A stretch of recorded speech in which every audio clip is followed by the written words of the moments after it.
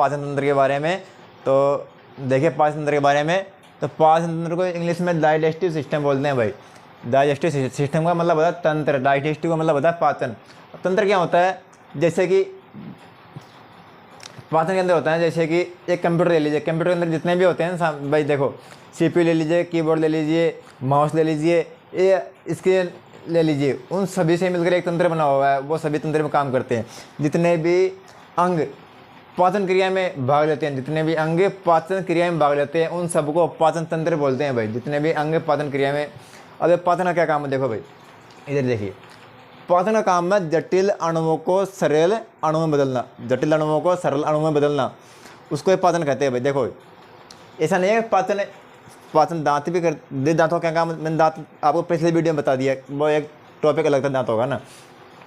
हमने कोई चीज़ खाई, हमने खाना खाया या रोटी खाई, तो दांत क्या करते हैं, उसको छोटे छोटे टुकड़ों में तोड़ते हैं। अब ऐसा नहीं है कि सीधे दांतों ने तोड़ दिया और सीधे ही जाके पच गए, ऐसा नहीं होता, क्योंकि शरीर की छोटी छोटी कोशिका होती हैं भाई, उनको और ज़्यादा छोटे छोटे टुकड़ों की जरूरत होती है। इसलिए ऐसा नहीं है कि हमने दांतों ने चबाया और सीधा ही पच गए, ऐसा नहीं पता कभी। भोजन का जटिल अणुओं से सरल अणुओं में तोड़ना ही पाचन कहलाता है भाई। जटिल अणुओं से सरल अणुओं में तोड़ना ही पाचन कहलाता है भाई। अब देखिए जल टूटता कभी नहीं टूटता, क्योंकि पहले छोटे छोटे टुकड़े होते हैं, जैसे विटामिन है, खनिज है, इनके पहले छोटे छोटे टुकड़े होते हैं, इनका पाचन नहीं होता। जल हो गया, विटामिन हो गया, खनिज लवण हो गया, ऐसे कुछ 2-4 पदार्थ है, उनका पाचन नहीं होता। क्यों नहीं होता उनका पाचन क्यों नहीं होता, क्योंकि पहले से पचे हुए उनके छोटे छोटे इतने कण हैं, बस डायरेक्ट एब्जॉर्ब कर लिए जाते हैं, मतलब डायरेक्ट अवशोषित, डायरेक्ट कोशिका द्वारा डायरेक्ट सोख लिए जाते हैं, उनको कोशिका द्वारा डायरेक्ट सोख लिया जाता है, इसलिए उनका पाचन नहीं होता। वो पहले से छोटे छोटे टुकड़ों में टूटे हुए होते हैं। अब शरीर की कोशिका इतनी छोटी छोटी होती है कि उनके लिए खाया हुआ भोजन बड़े बड़े टुकड़ों को अवशोषित करना नामुमकिन होता है भाई। इसलिए उनको सरल अणुओं में, तो अब सरल अणुओं में तोड़ने के लिए एक का काम नहीं है कि एक ने तोड़ दिया, उसमें बहुत सारे अंग मिलकर काम करते हैं और उसी को पाचन तंत्र कहते हैं भाई। अब देखिए पाचन का मुख्य कार्य क्या है, भोजन से ऊर्जा का निर्माण करना।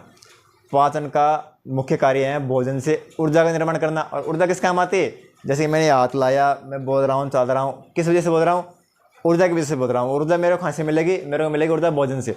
और भोजन को कौन तोड़ेगा, सरल अणुओं में। ये काम किसका करेगा, पाचन का। ये जितने भी आपको दिख रहे हैं ना पाचन तंत्र, जितने भी आपको देख रहे हैं, जैसे ग्रास नली में पाचन नहीं होता भाई, ग्रास नली में पाचन नहीं होता। आमाशय हो गया, अग्नाशय होगी, छोटी आंत होगी, बड़ी आंत हो गई, यकृत पित्ताशय, ये जितने भी अंग है इनके द्वारा और ग्रंथि होती है, उनके बारे में विस्तार से पढ़ते हैं, इधर देखिए हुए है ना।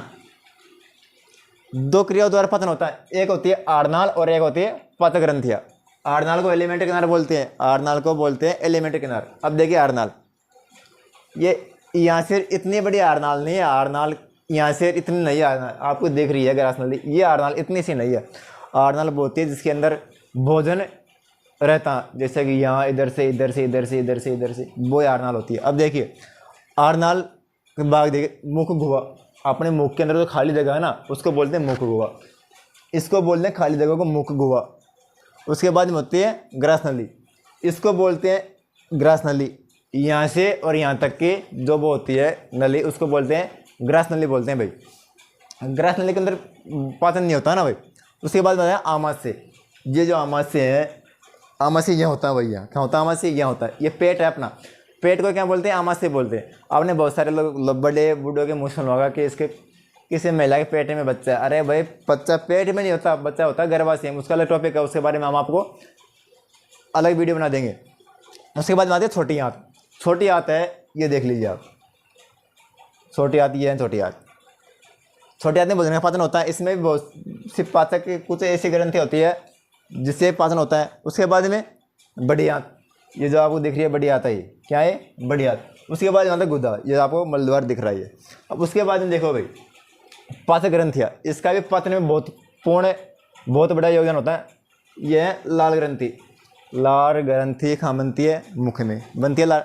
अब देख लाल ग्रंथि का बहुत ही बड़ा फायदा है, लाल ग्रंथि का भोजन को चिपचिपा बनाना, भोजन के लुगदिया बनाना, ऐसे बहुत से फायदे हैं लाल ग्रंथि के। उसके बारे में अब आपको सिर्फ अभी तो सिर्फ फोकस कहाँ रखना है, सिर्फ पाचन तंत्र पर रखना है।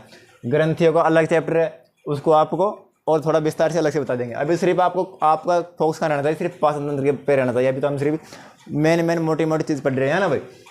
उसके बाद में आता है जठर ग्रंथि। लार ग्रंथि कहाँ बनती है, मुंह में बनती है लार ग्रंथि। उसके बाद में जठर ग्रंथि। जठर ग्रंथि का काम क्या है, जठर रस बनाना। वो कहाँ बनता है, आमाशय में, पेट में। उसके बाद में लिवर प्लस पित्ताशय। ये आपको दिख रहा है लिवर, यकृत और ये पित्ताशय। ये अंदर के बाजू होते हैं, ये अंदर के बाजू होते हैं, ये भी लार छोड़ते हैं ना। इनका अलग कार्य वो आपको बता देंगे ना भाई। अग्नाशय, ये आपको दिख रहा है, इसमें अग्नाशय में कौन सा रस बनता है ना भाई, आंत्र। जो आपको दिख रहे हैं आंत्र, ये छोटी आंत बड़ी आंत दिख रही है, इनमें भी बनता है भाई, एंजाइम बनते हैं। ये भी तो बोलने का पतना ऐसे थोड़ी होता है ना भाई। अब उसके बाद में पढ़ते हैं मुख गुहा। कौन सी गुहा, मुख गुहा। मुख गुहा आपको एक एक टॉपिक पढ़ते हैं। देखो मुख गुहा में क्या है भाई, 3 जोड़ी लार ग्रंथि होती है मुख गुहा में। जो मुख गुहा है, ये वाली मुख गुहा है, उसके अंदर कितनी जोड़ी रहती है, 3 जोड़ी लार ग्रंथि बनती है। देखो भाई, सबसे पहली होती है पैरोटिड। ये सबसे बड़ी लार ग्रंथि होती है। सबसे बड़ी लार ग्रंथि कौन सी होती है, पैरोटिड लार ग्रंथि। कौन सी ग्रंथि, पैरोटिड लार ग्रंथि।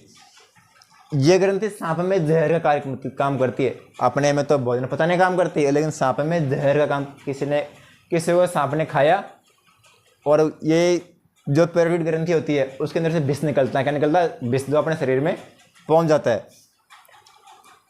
तो 2 ग्रंथि और होती है, एक का नाम है सबलिंगुलर और एक का नाम है सबमैंडिबुलर ग्रंथि, है ना भाई। 3 ग्रंथि होती है मुख गुहा के अंदर। ये भी क्या कार्य करती है, भोजन को पचाने का काम करती है। मतलब कि अपन जो कुछ खाया उसको लार छोड़ती है, अपने जो खाया। उसके बाद में आती है, ये देखो भाई, एक इंसान के शरीर में, यानी शरीर में मान लो, मुंह में मान लो, कम रोजाना कितनी लार बनती है, 1.5 लीटर बनती है। 1 से 1.5 लीटर बनती है पर डे, बनती है 1 से 1.5 लीटर। उसके बाद में आता है लाइसोसोम एंजाइम। लाइसोजाइम एंजाइम जो है, उसका क्या कार्य है, जीवाणुनाशी। मतलब वो जीवाणु या कीटाणुओं का नाश करता है। जैसे आपने मान लो किसी ने आपको कुछ प्रसाद दिया खाने के लिए, या कुछ आपको किसी ने मिठाई दी, आप सीधे खा गए, उसके हाथ में जीवाणु बैक्टीरिया है, आपके में आपने को उसमें लग गया, प्रसाद मिठाई में लग गया, आपने डायरेक्ट खा लिया। उसको कौन मारती है, उसको मारती है लाइसोजाइम एंजाइम। आपने अक्सर देखा होगा, छोटे बच्चों को आपने देखा होगा, मिट्टी में खेलते रहते हैं, किसी में कुछ चीज़ पा गई उनको, तो उनसे उठा के मुंह में दे लिया ना, दे लेते हैं ना बच्चे, छोटे मुंह में दे लेते हैं। या किसी को कुछ मिट्टी खा गए, कुछ भी खा गए, तो उसके अंदर बहुत से जीवाणु बैक्टीरिया ऐसे होते हैं जो आप उसके लिए हानिकारक होते हैं। तो एक बात क्लियर है, जो ऊपर वाले इंसान को बनाया तो बड़ी सोच समझ के बनाया है ना भाई। उसके अंदर सारी चीज़ें ऐसी रख दी है ना, जो कि उसको हर कोई जगह काम आती है। लाइसोजाइम का काम है जीवाणु का नाश करती है भाई। ये जैसे अपने मुँह में कुछ दिया, जीवाणु साफ, जो बचा हुआ था ना, जो मेन टेस्ट वो ही जाता है अंदर। उसके बाद मतलब टाइलिन और एक डाइस्टेज एंजाइम है। एक टाइलिन है और एक डाइस्टेज। इन दोनों का एक कार्य है, ये क्या करते हैं, स्टार्च होता है ना, स्टार्च मंड उसको बोलते हैं, उसका पाचन करता है। स्टार्च का पाचन करता है कौन, 2 एंजाइम है, उनका कार्य एक है। एक का नाम है टाइलिन और एक का नाम है डाइस्टेज एंजाइम। उसका बाद में आता है म्यूकस एंजाइम। कौन सा enzyme, mucus enzyme. Mucus enzyme का काम है भोजन को चिपचिपा बनाना। क्या काम है, भोजन को चिपचिपा। आपने देखा होगा, अपन रोटी खाते हैं, सूखी खाते हैं ना, लेकिन वो सूखी रोटी आप जब अपन निगलते हैं, तो सूखी रोटी अपन निगलते हैं, तो वो सूखी थोड़ी रहती है ना, गीली होती है जब तो निगलती है ना। जैसे अपन धड़ाधड़ कुछ चीज़ खाई, धड़ाधड़ खाई, एक रोटी 2 मिनट में खा गया, 1.5 मिनट में खा गया, तो वो कहाँ अपन के लाड़ चिपकते नहीं है उसके, और भी यहाँ से जाके अटक जाती है और ऐसे करती है, और फिर पानी पीना पड़ता है ऊपर से, है ना भाई। वो इस कारण होता है, किस कारण है, म्यूकस जो है कम मात्रा में बनने लग जाता है भाई। जब धड़ाधड़ तुम धड़ाधड़ खाओगे, तो वो इतना थोड़ी पूर्ति करेगा जो भाई तुमको भाई हर कोई जगह, हर कोई घास के लेयर चिपचिपा बना देगा ना भाई। इसलिए खाना अपन को धीरे धीरे खाना चाहिए, ताकि वो सही तरीके से उसको म्यूकस में लग सके, है ना भाई, और आसानी से उतर सके। जो ग्रस नली है, इसमें पाचन नहीं होता भाई। ग्रस नली के अंदर पाचन नहीं होता, और ग्रस नली की लंबाई कम से कम है 25 सेंटीमीटर। कितनी लंबाई है, 25 सेंटीमीटर है भाई ग्रस नली की लंबाई, लगभग 25 सेंटीमीटर। अब एक बात और बता दूं आपको मैं, ग्रस नली की लंबाई कितनी है, इसकी लंबाई कितनी है, यहाँ से यहाँ तक 25 सेंटीमीटर ना भाई। एक बात और बता दूं आपको मैं, आहार नाल की लंबाई कितनी है भाई, इसकी लंबाई है लगभग 32 फीट और सेंटीमीटर में देखें लगभग 9 सेंटीमीटर लगभग कितनी आएगी, है ना भाई। तो आपको ध्यान रखना है,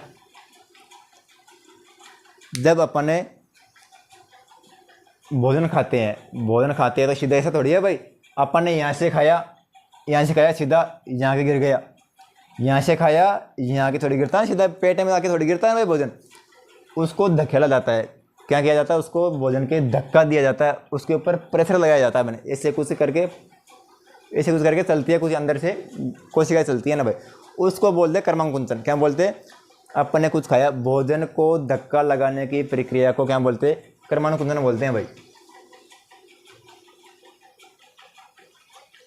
ये है क्या, ग्रास नली। क्या ग्रास नली में भोजन आया, मुख से खाया, दांतों से चबाया, मुंह से होते हुए ग्रास नली में पाचन नहीं होता।